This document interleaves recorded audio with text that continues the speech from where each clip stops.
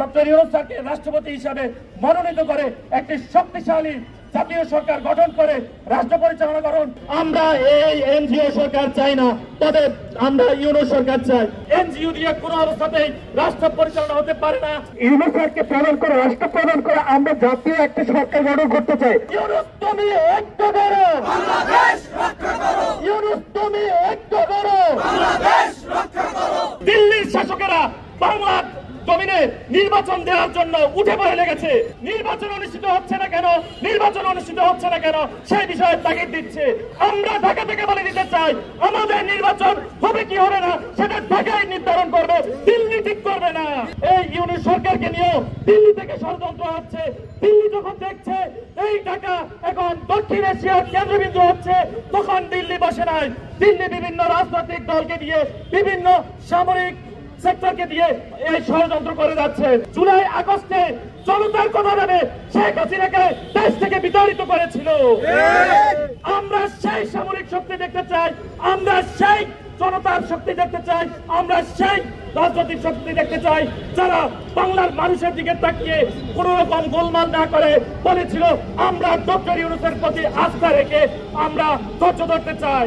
NGO দিয়ে কোনো অবস্থাতেই রাষ্ট্র পরিচালনা হতে পারে না, সংস্কার হতে পারে না। যদি সংস্কার হতো দৃশ্যমান এই 8 মাসেই অনেক কিছুই দেখা যেত। ডক্টর ইউনূসকে সামনে নিয়ে তারা বিতর্কিত করার চেষ্টা করছে, বিনিময়ে তারা এবং আসিফ নজরুল সহ বিভিন্ন সংস্থা, আসিফ মাহমুদ সহ সজীব ভুঁইয়ার এপিএস সহ বিভিন্ন ভাবে তারা নিজেদের পকেট ভারী করছে, পক্ষান্তরে রাষ্ট্রকে তারা একেবারে তলাবিহীন ঝুড়িতে পরিণত করছে। আমরা এই এনজিও সরকার চাই না, তবে আমরা ইউনূস সরকার চাই। কিন্তু গত কয়েকদিন যাবত দেখছেন ইউনূস সরকারকে বাদ দিয়ে তারা এই ইন্টারিমকে রাখছেন। তার মানে জুলাইয়ের যে শহীদ হয়েছিল, আহত হয়েছিল, যে দিল্লির বিরুদ্ধে আমরা আঙ্গুল তুলেছিলাম, সেই হাসিনার বিরুদ্ধে আমরা আঙ্গুল তুলেছিলাম, আজকে সেই আঙ্গুল আমাদেরকে নোয়াবার চেষ্টা করছে। ডক্টর ইউনূস স্যারকে রাষ্ট্রপতি হিসাবে মনোনীত করে একটি শক্তিশালী জাতীয় সরকার গঠন করে রাষ্ট্র পরিচালনা করুন। ছাত্রদলকে বলবো, শহীদ ওয়াসিম আকরামের খুনি শাহাবুদ্দিন চুপ্পুকে টেনে হিসেবে এই বাংলাদেশের রাষ্ট্রপ্রধানের পদ থেকে নামাতে হবে। আমাদের ডক্টর মোহাম্মদ ইউনূস তিনি প্রধান উপদেষ্টা হিসেবে আছেন, কিন্তু তিনি তার যে যথাযথ দায়িত্ব তা পালনে ব্যর্থ হচ্ছেন। তার আশেপাশে আওয়ামী লীগের বিভিন্ন চামুন্ডার এখন রয়ে গেছে, সেই জন্য এখনো আমলাতন্ত্রের কবল থেকে আমরা মুক্ত হতে পারি নাই।